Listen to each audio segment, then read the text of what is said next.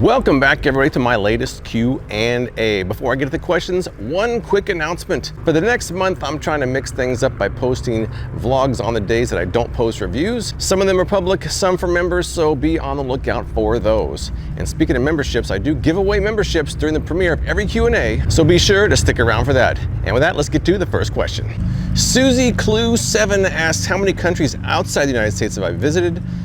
Have I done any reviews while visiting another country? I haven't really traveled abroad that much. I've been to Mexico, I've been to a few Caribbean countries on a Caribbean cruise, and I spent a couple of weeks in Australia. And I did film some stuff while I was in Australia. I don't plan on doing a lot of traveling in the next few years, although the next country I really need to visit is Canada. So hopefully that's gonna be before the end of this decade. This person asks if I've reviewed any insoles, and if so, what my favorite brand is. You know, I tested out the Copper Fit Balance many years ago, probably 2017, maybe 2018, and I liked them, but I didn't think they really lasted that long. But the problem with testing out insoles is that that's something you have to test over time. That's kind of a long-term test, so I haven't really done it since then. I probably should try it again. I haven't really been wearing insoles lately. I probably should. Maybe I'll pick some up and I'll give you like an update after like 6 months and let you know how they turned out.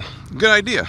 Miss Music asked, because summer's coming up, any recommendations on a fan that you've tried and works well? Depends on your use. For my desk, I usually use the Venti fan because it's small and I can kind of put it in different places. That Shark fan I just tested is going to be a good outdoor fan for misting. For pure power, I do have a Lasco wind machine and that works great for that. That one dude 219 asked what the best birthday gift I ever received was. I would probably say that the gift I got on May 21st, 1982 was my first bass guitar, which began a lifetime of love of the instrument. It really got me into music, playing in bands. I would say that one gift changed the course of my entire life. So I would say that was the best gift I ever got. All right, here's a good question. Electrotronic 3687 asks, how many items are typically returned after reviews are finished? And the answer to that is 0. I don't return items. If I buy a product knowing I'm gonna return it when my review's over, that's the same thing as getting it for free.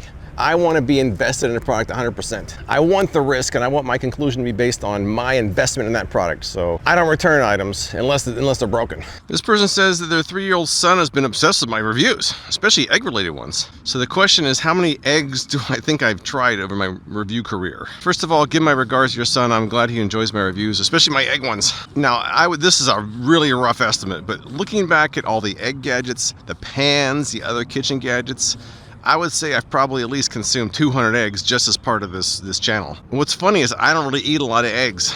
I think I've eaten more on camera than off camera over the last 9 years. Member Sarah asks, why ASEAN TV products? I know I've discussed the how before, but the why would be that when I first started doing reviews, I noticed that the ASEAN TV commercials were kind of silly, kind of exaggerated, and a lot of times exaggerated the claims that the products could do. So I kind of figured when you mix silly and exaggerated, stir in a dose of skepticism, that was a pretty good recipe. Parrothead1337 asks, what are some cooler, lesser known attractions in Vegas that you recommend people visit? I like Boulder City. It's not really in Vegas, but Boulder City is like the small town. They always have events going on. You have the Hoover Dam and also my favorite place to eat, which is the Southwest Diner. So if I ever have to move out of this house but stay in Nevada, I'm moving to Boulder City. I will say that at the Rio, they have the Kiss mini golf. That's kind of fun, but there's a lot of things to do here. I haven't even tried them all yet. I've been here for 30 years. Captain Imaginative 7018 asks, toilet paper over the top or around the back? We have to know. I mean, is it anything but over the top? The only reason it ever goes on the back is because I may accidentally put it that way and I'm too lazy to change it. But to me, if it's not over the top, it's wrong. Member Sarah asks a Freakin 2 question, wants to know the single worst item that I tried there. I mean, off the top of my head, it's gotta be that scorpion. That scorpion wasn't really food. It tasted like a stink bug smells. And the texture was really bad. It was like crispy and it was just not good. I still feel traumatized from the taste of that nasty scorpion. I hope that's the worst thing I ever try on that channel because I can't imagine anything worse. This person asks, why do your reviews always seem so aimed towards kids or much younger adults? Then they go on to whine about a few other things as well. Nothing like a negative comment from an anonymous YouTube profile. It reeks of insecurity. But to answer your so-called question, it baffles me why you would continue to watch a channel that clearly triggers you. My channel is for all ages, and I try to keep things fun, I try to keep things positive, something you might want to try once in a while. Now, Tailgates and Toolboxes asks, do you have any tattoos? I don't have any tattoos. I am en natural. I designed one many years ago, but I'm kind of glad I didn't get it because I don't think I really like anything enough to permanently put it on my body. I go through so many phases. I'm afraid I'd probably go through a phase, tattoo myself, and then regret it later. So I'll probably never get one. Daytime Frogger asks if I've ever seen or caught a Roadrunner. Well, Roadrunners are pretty common around here. I see them all the time, although I never had any desire to catch one. They're not nearly as big as the cartoon character is, but I always thought it'd be funny if I ever saw a coyote chasing one, which probably happens around here. I just haven't seen it. This person asks, are you gay? If you are, a friend of mine would love to get to know you. Nope, I'm not gay. Not that there's anything wrong with that, but I'm not gay. This member wants to know how I decided on the name Freakin Reviews and if my members only reviews have an effect on the YouTube algorithm. To my knowledge, member videos do not have any effect because they're basically like unlisted videos. Most people can't access them, so it really doesn't have any impact. As far as the name Freakin Reviews goes, it's not a very exciting story. So what happened was I had kind of a general topic website and I wanted to branch off a review-only website, and I was kind of coming up with names. After coming up with a whole list of names, Freakin Reviews and Epic Reviews were my two finalists, but there was already Epic Review guys. I didn't want to compete with them, so Freakin Reviews it was. I really didn't spend a lot of time with it. If I had known that was going to be my identity, I might have spent a little more time on it. Crazy for My Dolphins asks if growing a beard was ever inspired by the late great Billy Mays. Actually, the answer to that is no, because I grew my first beard at the tender age of 21 back in 1989, and Billy Mays was not on the scene for about another almost 10 years. It just turns out I was able to grow a beard with my dad. My brother really couldn't, and I like the way a beard looks, so I've had a beard most of my life, going back to the late 80s. VHM90 asks, don't you think it would be interesting to test overly sponsored YouTube products? I think it's about time someone we all trust tests some of these. Well, most of the sponsored products that I see are usually services, which it's really kind of hard to test that.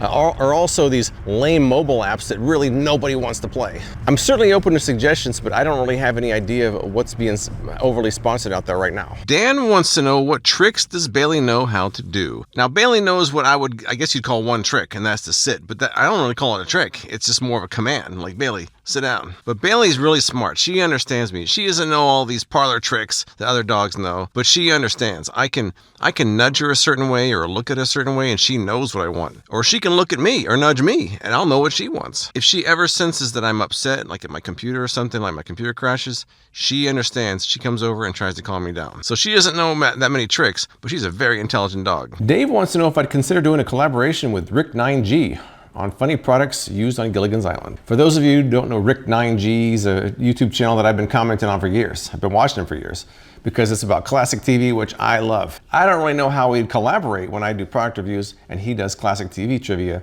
but I'd love to meet Ricknineg one day and sit around and talk about classic TV. This person asks if I was ever into video games. If so, what was my top 3 favorites? I played a lot of video games in the 80s, 90s, and early 2000s, and I kind of stopped after that. I would say the top 3 games I played the most over the years would be World of Warcraft, by far #1. The only game I played in recent years was Watch Dogs. I played the first couple in that series, and my kids and I played a ton of Mario games, Mario Party, Mario Tennis, Mario Kart. And back in the 80s, I used to love all the Sierra games, like Heroes Quest, Space Quest, Leisure Suit Larry. But for the most part, my gaming days are mostly over. This person asks, where'd you get your worst sunburn and why was it the beach instead of the desert? You know, it's kind of funny. I never get sunburn out here in the desert, but I usually do in the beach. I guess because at the beach, you're literally sitting in the sun. So you have to keep reapplying it. In the desert, I'm usually pretty good about staying out of the sun. But my worst sunburn was in Clearwater Beach back in 2019 when I did the Arctic Hat review. I got torched on that trip.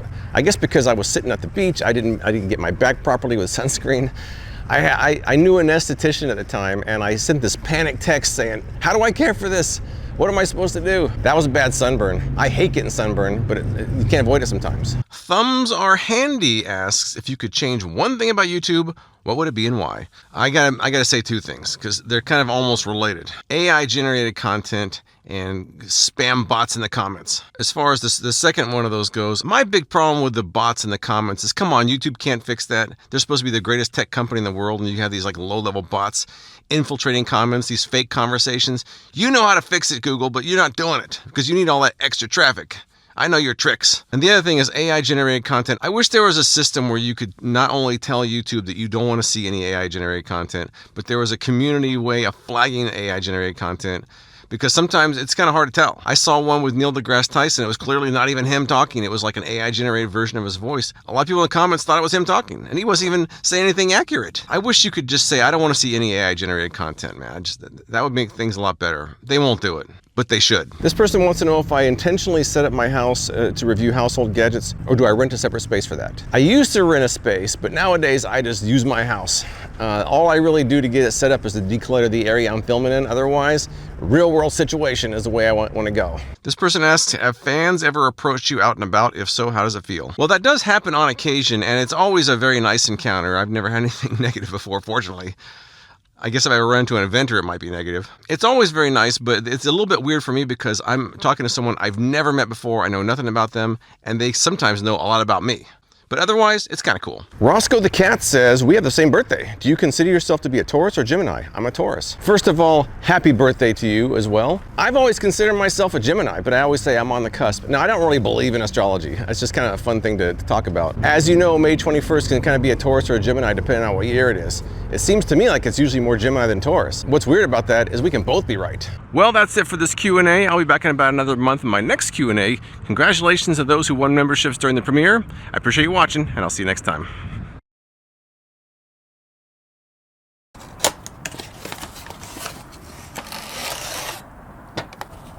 Even though they're advertised to work with any kind of shoe, they don't work great with any kind of shoe. All right, so in the end, this was a great trip to Australia and Hawaii, but now I'm heading back home tomorrow. Mwah. Mwah, mwah, mwah. I spent 20 bucks on this, I'm gonna keep eating it. Here we go.